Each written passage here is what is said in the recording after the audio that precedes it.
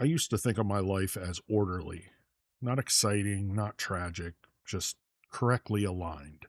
Wake at 6, coffee black, shower with the water a little too hot because it made me feel present.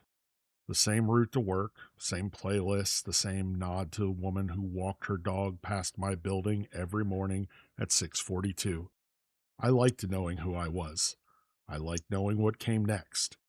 The audio notes started as a convenience. My job requires precision, details, dates, names, and I found comfort in speaking them aloud. There was something reassuring about hearing my own voice confirm things. If I said it, it was real. If I recorded it, it could not slip away unnoticed. April 3rd, I said one morning, tapping the red circle on my phone. Meeting with Harris, moved to Thursday. Remember to bring the blue folder. I listened to it once before work, nodded, and went on with my day. Nothing strange about that.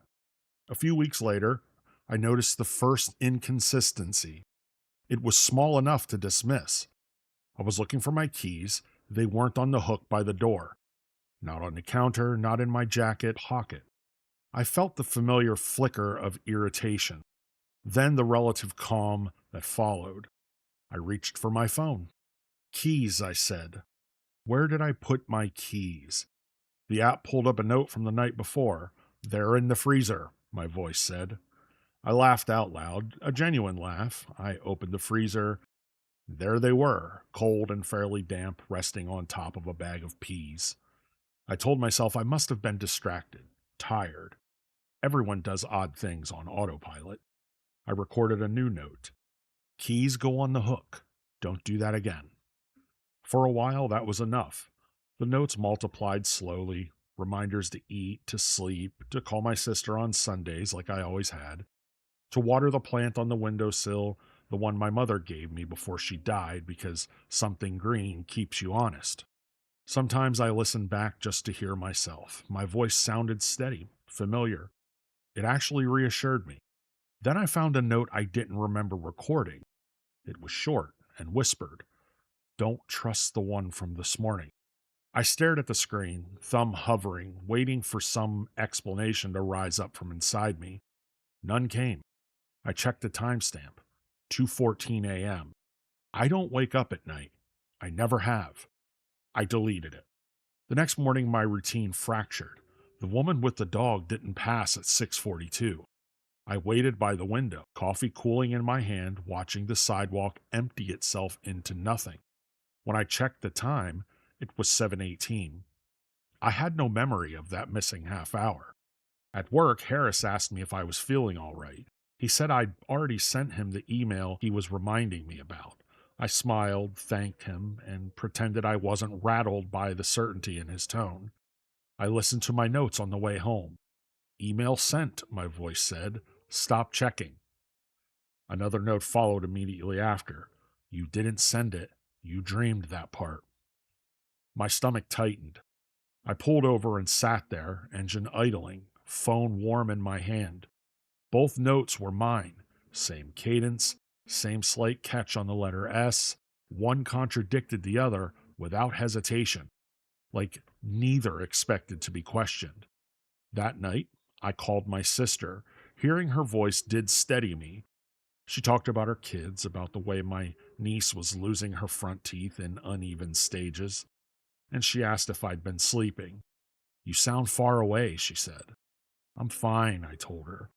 And for a moment, I actually believed it. After we hung up, I recorded a note. Called Anna, felt much better. Then another one appeared beneath it. You didn't call her. You practiced what you would say.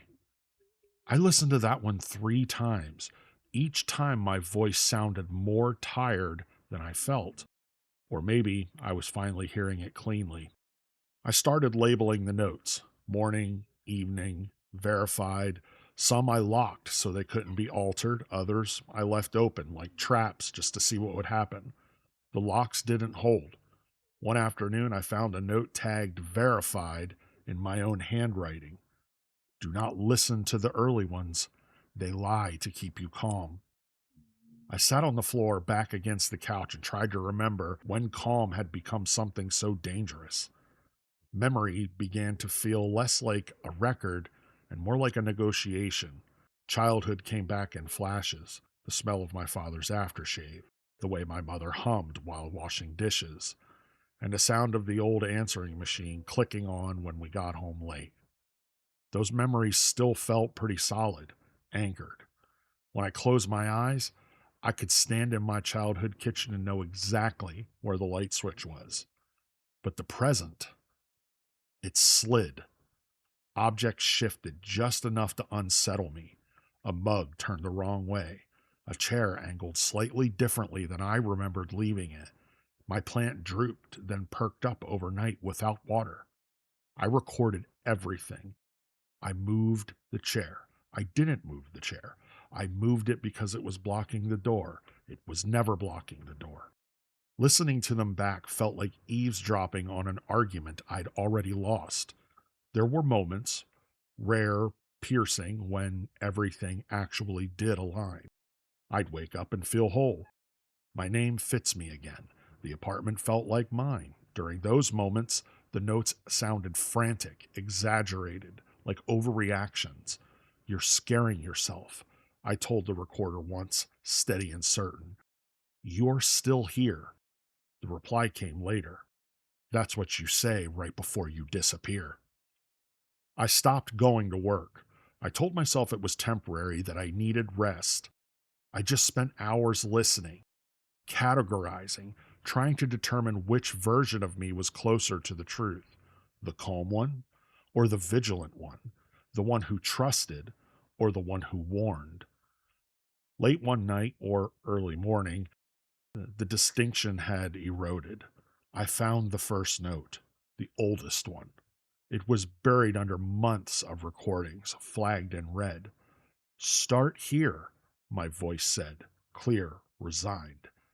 "If you're listening, it worked. I needed you to forget." My chest tightened.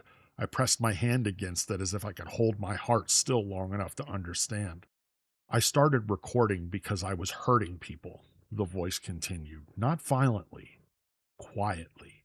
I'd say things and forget them, make promises and break them without knowing. I watched it happen. I needed a version of me that didn't know, so he could live normally, so someone could." The room felt very small. "You're not the first," the voice said gently. "You're the maintenance version. When you notice the cracks, it means I'm failing again." I sat there until the sun came up, listening to myself explain my own disappearance with clinical care. The notes weren't arguing anymore. They were instructions. "Don't fight it," the final one said. "Just record and leave enough behind." I picked up my phone. My hands were steady. That frightened me more than anything else. "This is normal," I said into the recorder. "This is who I am. I wake up at 6. I drink my coffee black. I like knowing what comes next." I stopped the recording and listened back. My voice sounded calm, convincing. For now, that would have to be enough.